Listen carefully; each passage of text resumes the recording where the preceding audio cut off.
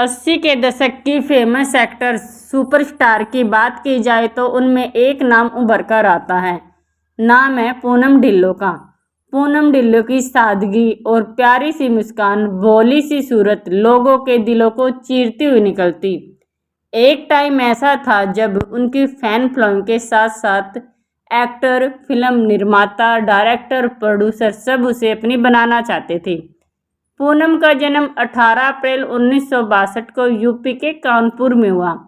इनके पिता अमरीक एयरफोर्स में थे और मां गुरुचरण कौर एक स्कूल में प्रिंसिपल थी। आपको यह जानकर हैरानी होगी कि पूनम के परिवार में फिल्म देखने पर मनाही थी। 16 साल की उम्र तक पूनम ने कुल 3 फिल्में ही देखी थी। एक बार जब वह 8वीं क्लास में थी तो वह अपने फ्रेंड ग्रुप के साथ डिम्पल कबाड़िया और राजेश खन्ना की फिल्म की शूटिंग देखने के लिए चंडीगढ़ गई। भरी भीड़ में राजेश खन्ना ने उन्हें अपने पास बुलाकर उनकी खूबसूरती की तारीफ की थी। 1978 में पूनम ढिल्लों 16 साल की उम्र में मिस इंडिया का खिताब जीतकर अपने नाम कर चुकी थी। वह डॉक्टर बनना चाहती थी। एक बार यश चोपड़ा की नज़र पूनम पर पड़ी और पूनम का उन्होंने त्रिशूल फिल्म के लिए ऑफर दिया। पूनम ने साफ साफ शब्दों में कह दिया कि मैं डॉक्टर बनना चाहती हूँ, मेरा कोई इरादा फिल्म इंडस्ट्री में आने का नहीं है, इसलिए पूनम ने मना कर दिया। पर यश चोपड़ा जी कहाँ मानने वाले थे। उन्होंने उनके घर के चक्कर लगाना शुरू कर दिया और उनके परिवार वालों से बात करना शुरू किया। धीरे धीरे करके यश चोपड़ा ने उनकी फैमिली वालों को मना लिया। हाँ, पर बात यह तय हुई कि जब पूनम ढिल्लों की स्कूल की छुट्टियां होगी तभी वह फिल्म की शूटिंग करेगी। तो यश चोपड़ा ने हाँ भर दी। इस तरह उनकी पहली फिल्म थी त्रिशूल और त्रिशूल फिल्म के जरिए उन्होंने फिल्म इंडस्ट्री में कदम रखा और इस फिल्म के जरिए वे रातों रात स्टार बन गई। त्रिशूल फिल्म के बाद पूनम को अपनी फिल्मों में साइन करने के लिए डायरेक्टर प्रोड्यूसरों की लाइन लग गई। उनकी अगली फिल्म थी नूरी। रमेश तलवार पूनम को अपने साथ काम कराना चाहते थे और उन्होंने इस बारे में यश चोपड़ा से बात की। यश चोपड़ा मान गए और फिल्म नूरी की शूटिंग शुरू हो गई। इस फिल्म की शूटिंग के दौरान रमेश तलवार और पूनम काफ़ी करीब आ गए और यह बात इतनी बढ़ गई कि जब रमेश तलवार ने पूनम के कहने पर मुंबई में उनके लिए एक बंगला भी ले लिया था, लेकिन जब पूनम को यह बात समझ आए कि उनके लिए मेरे लिए कुछ अलग ही फीलिंग्स है तो पूनम उनसे अलग हो गई और दूरी बना ली। इस तरह रमेश तलवार और पूनम का ब्रेकअप हो गया। उसके कुछ समय बाद पूनम का नाम यश चोपड़ा के साथ भी जुड़ा।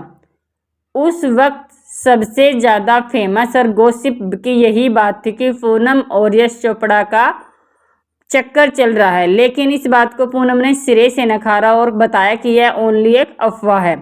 इसके बाद पूनम की जिंदगी में दूसरे सबसे अहम प्रोड्यूसर आए राज सिप्पी। राज और पूनम की मुलाकात एक शूटिंग के दौरान हुई थी। पूनम को राज से प्यार हो गया, हालांकि उस वक्त राज खुद शादीशुदा थे। पूनम और राज एक साथ वक्त बिताने लगे और एक वक्त ऐसा आया जब पूनम राज से शादी भी करना चाहती थी, लेकिन वो राज का घर नहीं तोड़ना चाहती थी। वो यह बर्दाश्त नहीं कर सकती थी कि मेरी वजह से किसी का घर टूटे। इसलिए पूनम ने वहाँ फिर से अपने पैर पीछे हटाए और वहाँ से भी उसका ब्रेकअप हो गया। अब इतने ब्रेकअप के बाद पूनम काफ़ी उदास थी, वह दुखी थी। इसके बाद उनकी ज़िंदगी में आए अशोक ठाकरे। आपको बताते हैं कि अशोक ठाकरे कैसे आए। साल 1958 में पूनम की ज़िंदगी में बहुत ज़्यादा बदलाव हुए। इसी साल उनके 2 ब्रेकअप हुए और इसी के साथ साथ उनके पिता की मृत्यु भी हो गई। अब तो पूनम पर दुखों का पहाड़ टूट पड़ा। इतने सालों के बाद पूनम ने फिल्म इंडस्ट्री में अपनी एक खास जगह बना ली थी, लेकिन फिर भी वह अपने आप को अकेला महसूस कर रही थी। इसके बाद उनकी मुलाकात हुई अशोक ठाकरिया से। दरअसल एक दोस्त के फार्म हाउस पर होली सेलिब्रेशन के दौरान पूनम अकेले बैठी थी। उसी वक्त अशोक ठाकरिया ने उन्हें देखा। पूनम को चीयर अप करने के लिए उन्होंने 1 बाल्टी पानी उनके ऊपर डाल दिया और पूनम से बात करने लगे। पूनम को उस वक्त अशोक का साथ बहुत अच्छा लगा। धीरे धीरे पूनम को अशोक ने फूल भेजने शुरू कर दिए। बताया जाता है कि वो पूनम के घर रोज एक फूल भेजते थे ताकि वह उन्हें पसंद कर ले और एक्सेप्ट कर ले। इसी तरह धीरे धीरे पूनम अपने पुराने ब्रेकअप से उभरने लगी और नए रिश्ते में ढलने लगी। धीरे धीरे दोनों ने शादी तक बात पहुंचा ली और उनकी शादी हो गई। शादी होने के बाद पूनम ने फिल्मों से ब्रेक ले लिया और वो 2 बच्चों की मां बनी। कुछ साल तो ठीक ठाक गुजरे, परंतु कुछ साल बाद पूनम को महसूस होने लगा कि उनके पति के पास उनके लिए बिल्कुल भी टाइम नहीं है। वो पूनम ने फिर से बॉलीवुड की याद आने लगी और उन्होंने सोचा कि मैं वापस से बॉलीवुड में कदम रखती हूँ।